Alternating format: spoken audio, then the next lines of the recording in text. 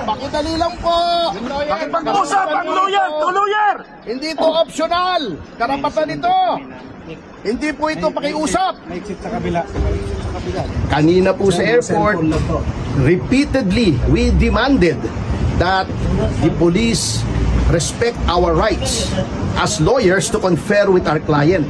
All I want the people is to just look around. Ito, ganito. Hindi ko ipagyawang. Una-una, hindi ko ito pera. That's not my money. So this is one of the four major projects that our legacy projects that we will be finishing in Davao and its environment. Alright, what's up mga kayon, and welcome back pa rin syempre dito lang sa Joe Malone TV para sa issue ng bayan, ating pag-usapan. Hit it! Mamadali.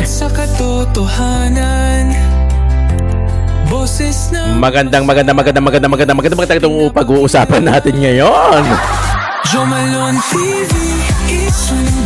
January 5, araw ng Monday PM session. Nilalaman ng balita natin.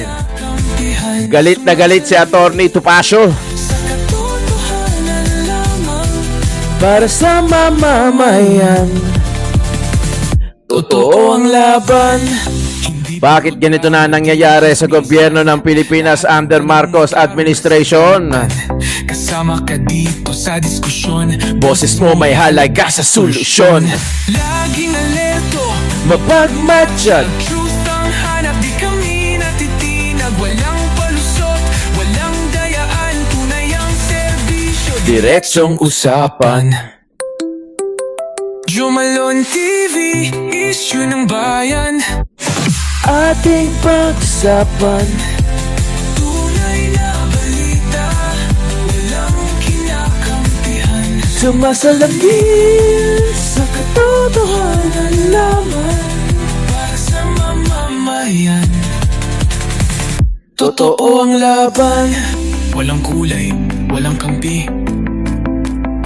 Balita, talakayan, katotohanan. Para sa bayan. Alright, isang magandang umaga, hapon o gabi sa inyong lahat. Today is January 5, araw ng Lunes dito sa Pilipinas, 2026. Maraming salamat po sa lahat ng mga viewers, audiences natin mula man sa OFW ka man o dito sa Pilipinas, Luzon, Visayas, Mindanao. Maraming pong salamat sa pagtangkilik nyo. Paki-double check naman kung nakasubscribe na kayo rito sa Joe Malone TV. Kung hindi pa naman, paki-subscribe na lang. Wala pong bayad dyan. At salamat sa mga members natin yung tumatangkilik. Mga kayon, meron tayong join membership button dyan. Yun yung may bayad. Kasi naman yung exclusive yun para sa mga shoutout, para sa mga videos na exclusive para sa mga members, sa Unli Kwentuhan, Unli Shoutout. Maraming salamat po kung kahit alin dyan. Join membership ka man o sa subscribe button. Walang problema mga kayon. Maraming salamat sa suporta nyo. Kung nakakaluwag-luwag kayo, bakit hindi? Matabang binte. Mega love shoutout sa lahat ng viewers natin kung saan man kayo lupalop naroroon dyan sa cellphone nyo, sa TV nyo, sa iPad nyo, sa tablet nyo. Marami pong salamat. Joe Malone TV, Bardagulan, issue ng bayan, ating pag-usapan. Okay. Mga kayon, sa description, punta po kayo. Meron po dyan direct link ng mga channel natin, backup channel natin dahil baka patumbahin, i-take down yung mga channel natin. Well, at least ready tayo, may backup tayo, may plan B, C, D, E, F, G, H, I, J, K, L, M, N, O, P. Yan. Pakiclick yung link sa description, magre-redirect yan sa mga channel natin. Paki-subscribe, wala pong bayad dyan. Pakiclick na rin po yung bell icon. Yun lang ang suporta. Baba, malaking bagay yun, mga kayon, ha? Malaking bagay yun. Okay, kasi pinag-iinitan tayo. Alam ko naman solid ang suportahan natin dito pagka DDS eh. Kaya sana pakisuportahan nyo. Target natin, umalwal man yung buhay natin, di ba? Mga kayon ha, sinasabi ko lagi, wag na tayong maggilahan pababa. Bagkos hilahin natin yung kapwa Pilipino natin paakyat. Kahit yung pagsimpleng pag-subscribe nyo, pag-click sa bell icon, malaking bagay na yan. Okay? Simulan natin ang pangpainit ng ulo. Totoo. Ayan, si Attorney Topacio. Oh, galit na galit. Halos magwala na sa sa yung inaresto si retired General Romeo Poquis. Ano pong interpretasyon natin dito sa pagkaka-aresto po kay Poquis? Kinasuhan po siya ng inciting to sedition. Unang-una po ay mariin naming kinukundina ni retired General Virgilio Garcia na isa rin tumatayo bilang abogado ni General Poquis ang paglabag po sa karapatan ng aming kliyente. Kanina po sa airport, repeatedly we demanded that the police respect our rights as lawyers to confer with our client. Pero hindi po kami pinagbigyan, bigla pong itinakbo rito. So, we will make the people responsible to be held to account for the violation of the rights of our client.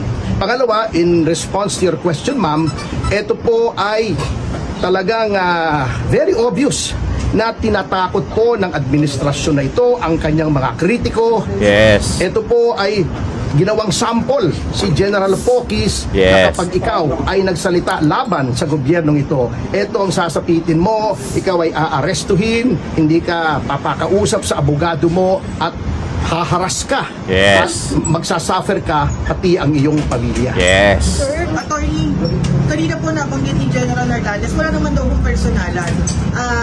Tinupad lang po nila yung utos ng court. Ano pong masasabi po nila? Wala naman po nagsasabing personal.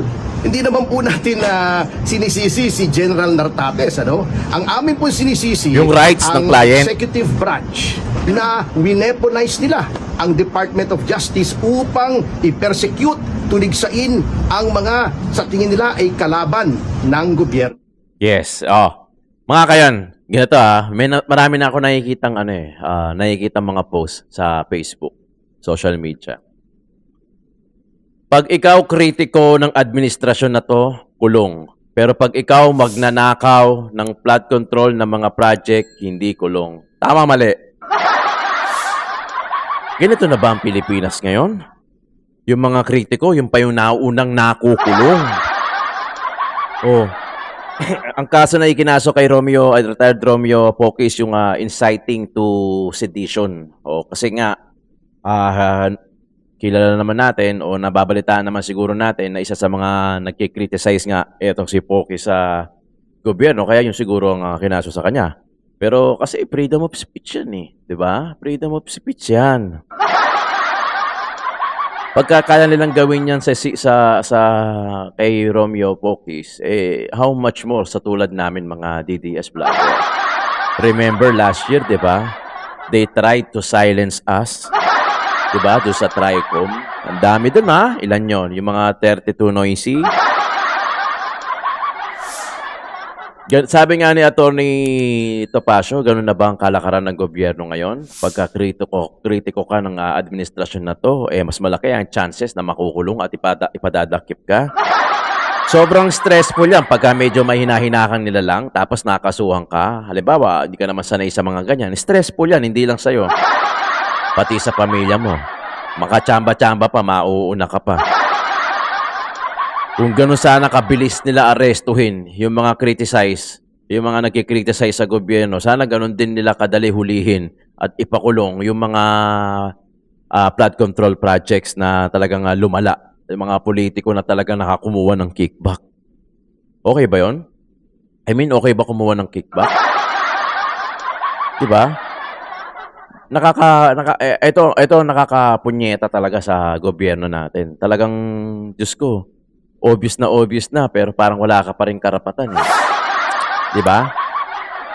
So may nauna pang may nakulong sa inciting to the sedition, although available naman ata yun, kung di ako nagkakamali. Kaysa to sa mga talagang dawit na mga politiko, na mga higher politiko sa flood control na yan. Tama yung sinabi ni Kong Erice, no? Natatakot sila, wala namang napapakulong na mga politiko. Dahil natatakot din sila, baka mamaya kung ano yung alam ng politiko na madamay sila. So parang gano'n na lang din, no? Ito pa, meron pa. Isa lang pa rin Huwag tayong susunod sa illegal na order! Pakiusap lang namin! Sumunod kayo sa batas! Ayaw yung Huwag tayong susunod sa illegal! Sundin natin ang proseso! Ayaw mismo lumalabag sa batas! Kayo ang tagapagpatupad ng tama, hindi mali! Ano, ayaw ba? Dapat marinig nyo, maintindihan nyo, sinasabi namin! Dapat. Simple lang naman, lawyer. Pakidali lang po. Pakipag-usap ang lawyer to lawyer! Hindi ito optional. Karapatan ito. Hindi po ito pakiusap. May exit sa kabila. We are not requesting. We are demanding. De, lawyer lang naman. Lawyer lang naman. Kailangan lang siyang kausapin ng lawyer para walang gulo. Sige, subukan nilang magpakausap. Parang clear yun, no? Na violation ng human rights, no? Ayan, at least, media, nakita nyo. Hindi media lang, taong bayan! Narinig nyo, taong bayan! Hindi na umira lang batas! Yung lawyer, ayaw patuloyin. Ito ang tinatawag batas militar, silently! Hindi na susunod ang tamang proseso sa batas! Violation po yan ng constitutional right. Ano nangyayari? Nung inaaresto ninyo. O kayo ba mga ordinaryong Pilipino? Pumapayag kayo dyan? Inuuli mo lang abogado. Ano na sa kabila? Walang Herald na yan. Yan, mga kababayan. yan, mga kababayan! Yan na, malis na. Tumupad sa batas! Ang gobyerno ito, utang ina nyo gobyerno! Kayo mga kapulisan, alam namin, sumusunod lang kayo! Pero ang umuutos sa inyo, demonyo! Ayaw na doon sa iba'y dinaan. Sir, what's the next step for this? Ano po ang next step, sir? Okay. And then, Pwede yan. Inureklamo namin ito. Kung dating general, ginaganito nila. Ano pa kaya yung pangkaraniwang mga mamamayan? Yes. Dito po tayo sa krami. Sir, you expect na may posibility ng Nagulat kami. Kala namin, may decent elements yung kukuha eh. Tara. O, kami. Kami daw. Sa marami na mga kababayan. Sana si ano? Saan? Grabe nang ginangyayari ngayon, no? Ganyan ang so kung kaya nilang gawin yung sa retard, eh how much more doon sa mga simpleng katulad namin, 'di ba? Payag ba tayo niyan na putya pagka nag-criticize ka sa gobyerno, nagabigay ka ng opinion, eh ganun na kagad yung kakarapin mo. Sobrang stressful 'yan, mga kayo, lalo na kung mahinang nilalang ka. I mean, kung hindi ka sanay sa mga ganon, yung mga asunto-asunto, ay Diyos ko, nakaka-stress yan. Hindi ka patutulugin yan. Para kang ano yan, para kang may utak, para kang may utang yan. Yan, ganyan ang mangyayari. Grabe! Ganito na po kami sa Pilipinas. Huwag muna kayo umuwi. Umuwi kayo pag sa 2028 na. Grabe naman, di ba? Nakakainis. Walang mintes. Grabe yun. Halos magwala na si Atty. Topacio. Kliyente niya yun eh. Di ba? Kliyente niya yun. Tapos parang bastusan ang datingan. Di ba nga, sa kasama sa Miranda rights, yung, ikaw ay may karapatang manahimik. Di ba? Lahat ng sasabihin mo ay pwedeng gamitin laban sa iyo.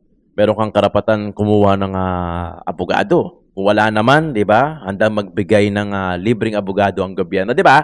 Yun yung usual na naririnig natin sa Miranda rights ba yun? Sa mga sinasabi na parang SOP ng mga kapulisan pagka nag-aaresto. Pero eto, hindi pinapasok si Topacio.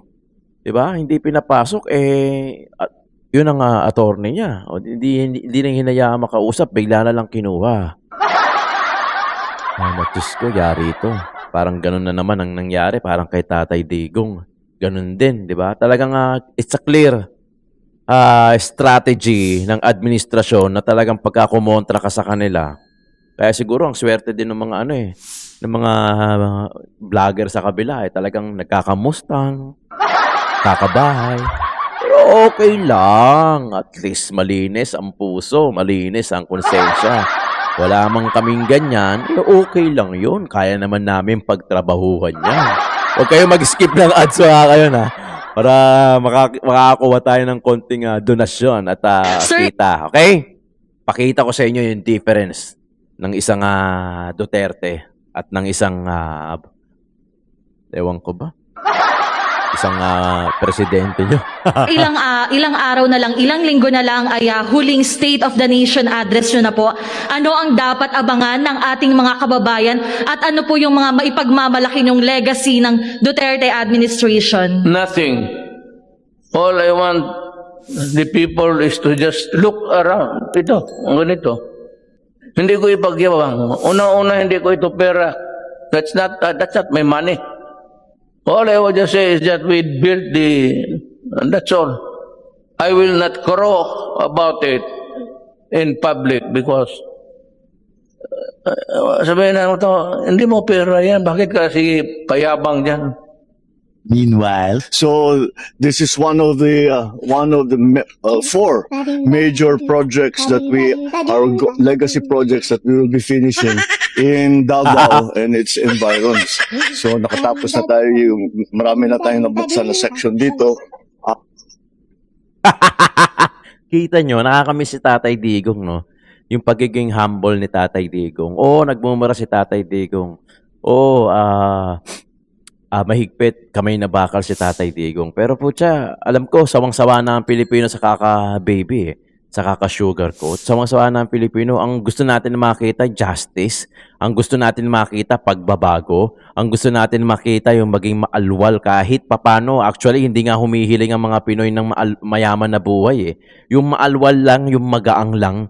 Yung kahit papano, meron nakakain sa pang-araw-araw. Yung safe ka sa kalsada, pagka lumabas ka na hindi alam mo na may mga kapulisan na approachable na pwede mong hingan ng tulong. Pag naglakad ka sa gitna, sa iskinita, sa madilim, hindi ka kakabahan kahit umuwi ka ng 10 oras ng gabi. Alam mo, sa edad kong ito, hindi ako umuwi ng gabi. Sa totoo lang, maaga nga ako natutulog eh.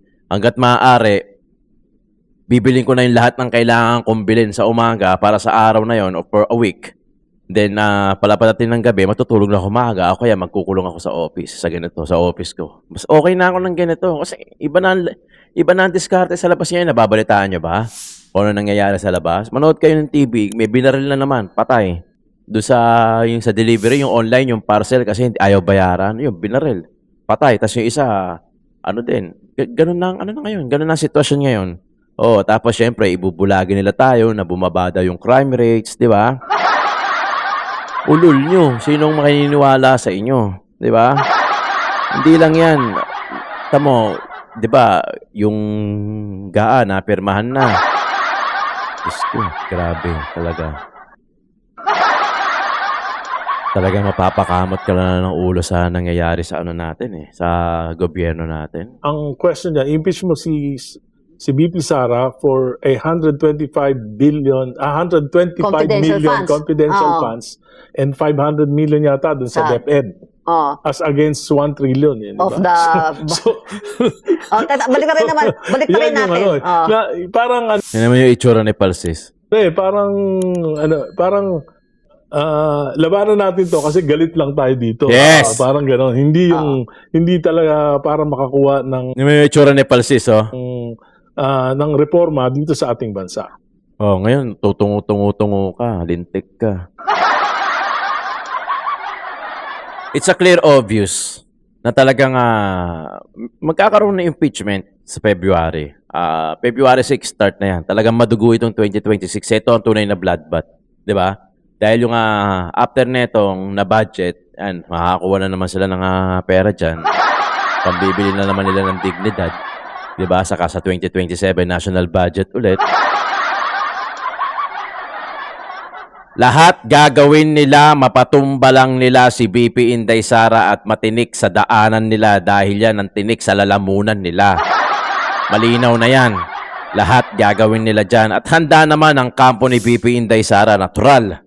Hindi yan nagpe-petix-petix, lalo na yung mga abogado niyan. Alam na nila yan. Syempre, larong politika yan Tayo, nandito naman tayo sa labas di ba?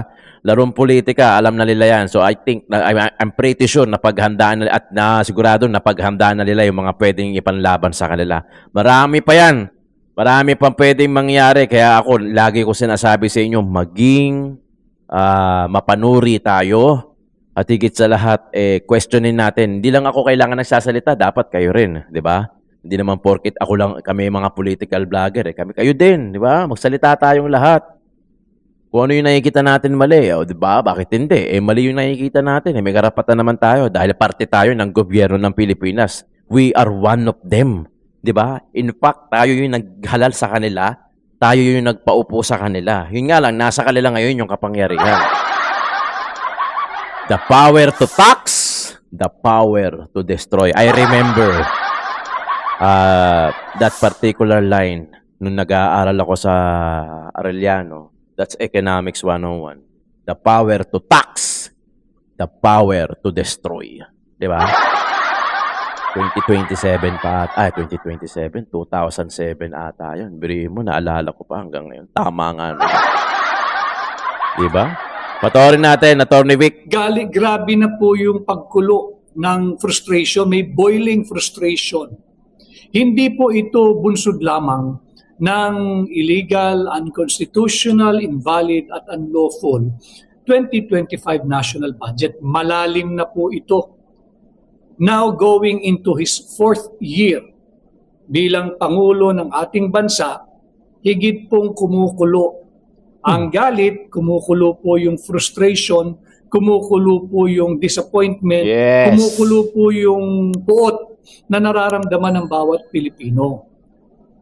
Dahil talagang ayaw na ho hindi na pumapayag ang ating ang mga katulad ko na kasama natin sa tunay na oposisyon, yung mga leaders ng iba't ibang grupo, yung mga ordinaryong manggagawa.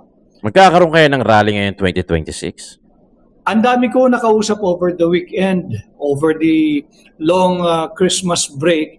Hindi na po kayo, alam ko, yung mga marami pa, mag-mensahe po kayo. Yung mga ayaw na ho, hindi na po makontento ang Pilipino na yung gusto lang marinig. Yes. Hindi na ho Nakita natin yung tindi ng suppression nung nakaraang 19 Congress, all the way hanggang last year. Diba? Nung ginawa niya kay Tatay Digong, huwag po natin kakalimutan yun na bagamat marami sa atin ay nakapagpasko, nakapagbagong taon, nakapag-reunion. Kasama si nanay, si tatay, si lola, si lolo. Huwag po natin kalilimutan. Meron tayong kapwa Pilipino. Yung leader natin, leader ng mamamayang Pilipino. Yung sinuong po, yung drug lords, yung drug syndicates. Yung sinuog po, yung crime lords, yung crime syndicates.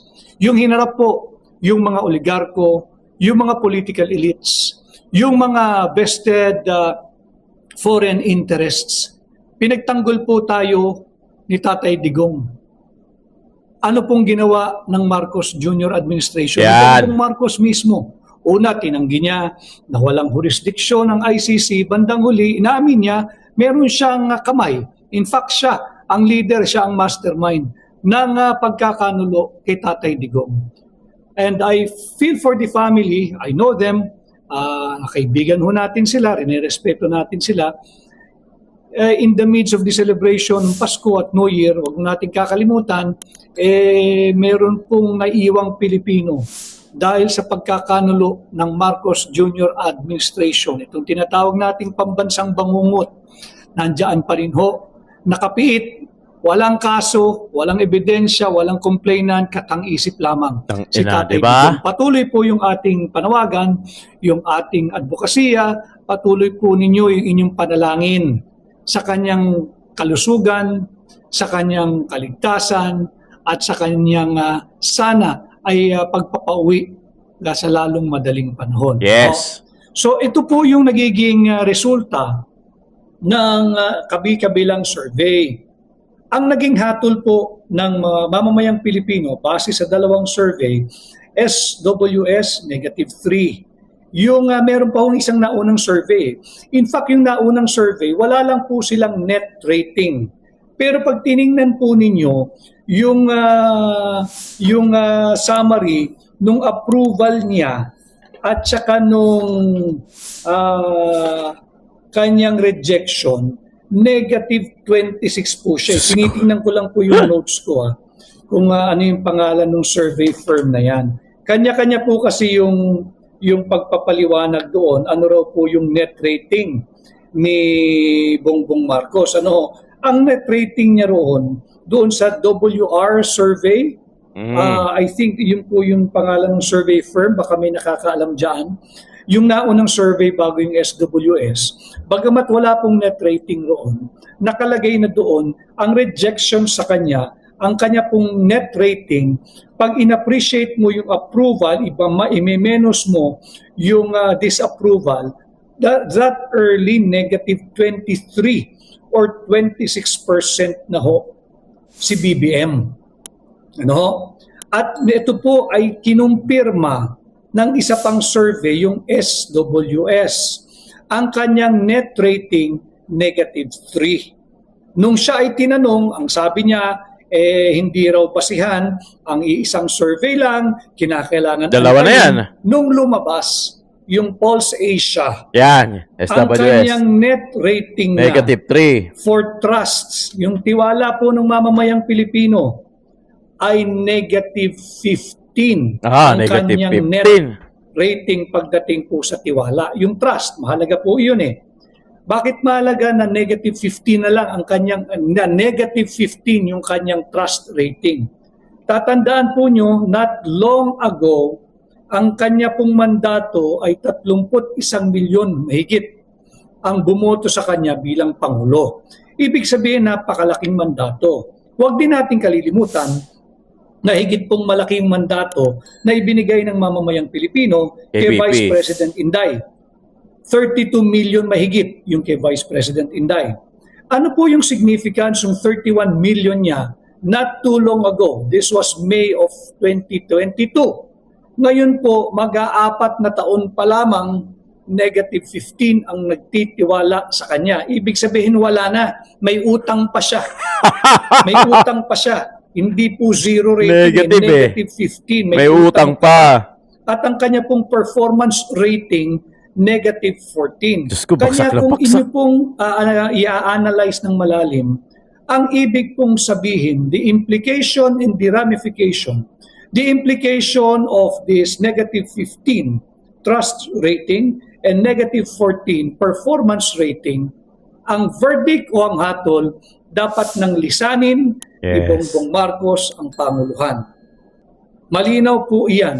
Yan na ang tinig ng mamamayang Pilipino. Nalusaw na po ang anumang mandato o tiwalang ipinahiram sa kanya ng taong bayan. Alam mo ninyo, dyan po ako ingat na ingat noon when I was handling yung kanyang kampanya. Hindi ba maganda, simula mababa, balit dahan-dahan tumataas. Every day, I am worried na baka may isyong malaki na hindi ma-handle, sasadsad yung kanyang rating. But I take pride in saying none of this kind happened during my watch. Ngayon mo kasi, panay propaganda na lang ang ginagawa ni Bongbong Marcos. Nagtiwala ang mamamayang Pilipino sa kanya, hoping that yung matagal na nating pinag-uusapan na yung redemption. Diba yung redemption, that he will make good his commitment made during the campaign na ibabangon tayong muli. Wala pong bumangon, nalugmok po tayong lahat. Ano pong prueba? Yung survey. Pati po yung pinakakanya Gusto ko yun, yung babangon tayong lahat. ang inaalagaan, kuno, binubusog sa pera, binubusog sa ayuda, sa AKAP, sa AIX, pati yung tupad po institutionalized na po yung maganda po yun eh. Yung tupad program ng DOLE, maganda po yun eh. Subalit, sinalaula po ng Pambansang Bangungot Administration, si Bongbong Marcos. Ginamit po pambili ng boto, pamumulitika, at talagang political patronage. Kaya po, merong higit na lumalalim or deepening resistance and defiance dito sa malalang kurakutan, korupsyon, na pagnanakaw ng pondo na nagaganap. There is now, and there is no denying, the challenge is now out there. There is an open challenge to the incompetent and corrupt administration of BBM. Open na po, lantara na yung mga nagcha-challenge at nananawagan na Marcos resign. Yung mga maliliit na tinig, yung mga dati ay nagpapahayag lamang ng kanilang saloobin. Tatakot, bulong lamang, kasama niyo po kami dyan, pero alam naman ninyo, naghahanap buhay po kami, may trabaho po kami, nagtatrabaho kami sa gobyerno. Ngayon po ay labasan, hayagan na ang kanilang pagbulalas at pagsigaw laban sa kurakot, laban sa korupsyon, sa drug addiction at isinisigaw, Marcos resign. Marcos resign, Marcos resign. Kaya po ang verdict talaga, base dito sa multiple surveys, 3 survey na po iyon. And yung survey po ay snapshot ng sentimiento Yes. o nagsasalarawan ng sentimiento Ng taong o sa bayan. loobin ng ordinaryong mamamayan na survey during a certain period during the conduct of the survey. But go beyond, go outside these surveys, magtungo lang po kayo sa mga Barangay. terminal ng public transport, Yeah. Tricycle, bus, jeep. habal, jeepney, grab, taxi, lahat, MRT, LRT. Maririnig ninyo yung tunay na pulso. Disgustado, frustrated ang mamamayang Pilipino. Bakit? Natapos na po ang taong 2025. Natapos na ho ang December 15, 2025. Nakapagpasko na po tayo lahat, bagamat hindi lahat ay masaya, Yes. hindi lahat ay kumpleto, kagaya ng pamilya Duterte, yung kanila mismong patriarch na sinalbahin ni Bongbong Marcos, nariyan pa rin sa Hague, si Tatay Digong. Pero naririnig natin ang tunay na sentimiento. Kumukulo na po sa galit. Boiling point na po. There is a boiling frustration. The sense of disappointment, disgust. Nandiyan po lahat and disappointment. Kung paano minaneho ni Bongbong Marcos Yes. ang ating bansa, Yes. ang BRP Pilipinas, ang Puta. BRP Republika ng Pilipinas. Gising na! Nagkawindang-windang po tayo. Bakit? Hindi po siya naging tapat doon sa kanyang social pact, social commitment, and social contract with the Filipino people.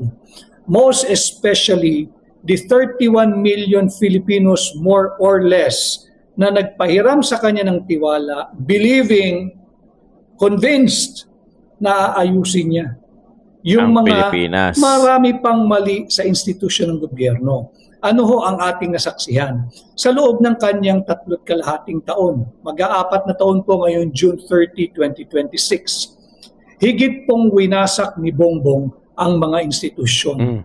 Kinurap ang Senado, kinurap ang dati ng korap, subalit mas korap ngayon na mababang kapulungan ng Kongreso, ang maraming ahensya ng Executive Department Yes. corrupted din all the way to the office of the Executive Secretary. Yung kakaalis lamang na ES at ngayong kasalukuyang ES. Yung kasalukuyang ES sinampahan po last year bago magpasko ng kasong plunder diyan po sa ombudsman. Grabe. Ano po yung naging ugat niyan? Yung kanyang pagsimot sa lahat ng pondo ng GOCCs, yung Government Owned and Controlled Corporation. Kagaya po ng PhilHealth. Diba? Kinuha niya, ang target po nilang kunin yung 89.9 billion. Buti na lamang, nakapag-issue, although belatedly ng TRO, may natangay pa rin po silang 60 billion. Grabe, no? Meron din pong naging kautusan ang Korte Suprema, agad-agad, walang delay, hindi pwedeng pagpabukas, isoli yung 60 billion. Diyan sa pondo ng mga ordinaryong manggagawa.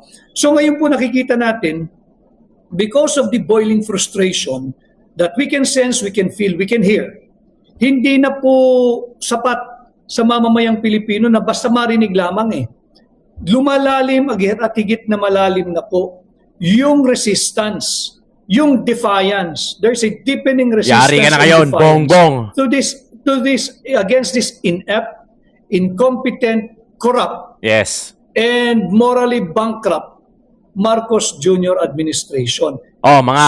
Malakas na po yung tinig ng mamamayang Pilipino. Yes. Yung dati pong naririnig natin na bulong-bulungan, Sigaw na ngayon. natatakot pa o medyo binibigyan pa siya ng benefit of the doubt. Sa issue ng kurakot, corruption, drug addiction. Malakas na po ang sinisigaw ngayon. Marcos resign. Step down in whatever way, shape, or form. Give up the presidency sapagkat lalo lang malulugmok ang Pilipinas. Totoo. Kaya nga sabi ko sa inyo lagi, mga kayon, kung halimbawa bababato si Bongbong Marcos, magre-resign, baka matanggap pa siya ng Pilipino. Baka ha? Baka lang. Hindi ko sinasabing sure. Baka lang. Baka lang. Kasi at least, in that way, inaccept niya yung defeat, inaccept niya na yun na incapacity siya, inaccept niya na incapable siya na patakbuhin ng Pilipinas, and let the BP itself continue the remaining term. Mas okay yun. Baka mas mahali, baka yung sinasabi ni, sino ba rin sabi na, si Polong ba? O si Baste na hindi ka mamahalin na sambayanan. Baka in that way, baka. Hindi ako sure, pero baka matanggap ka pa. Baka mapakitaan ka pa ng konting pagmamahal. Kasi we all know naman Pilipino, hindi naman masyado mapagtanim ang mga Pilipino at mapagbigay naman ng mga Pilipino. Basta makikita ng Pinoy na talagang sincere ka, na talagang tinatanggap mo na hindi mo kaya, pero mukhang malabo naman sa'yo, mukhang malabo naman talaga sa'yo at talagang gusto mong tapusin yan, syempre kahiyaan. Baka iniisip ko lang na nasubo mo na yung kanin, na marami na nakatingin, hindi mo na maluha kahit mainit-init, kahit naluluha-luha ka na, pilit mo lang ding ngunguyain yung natitira mong taon. Okay?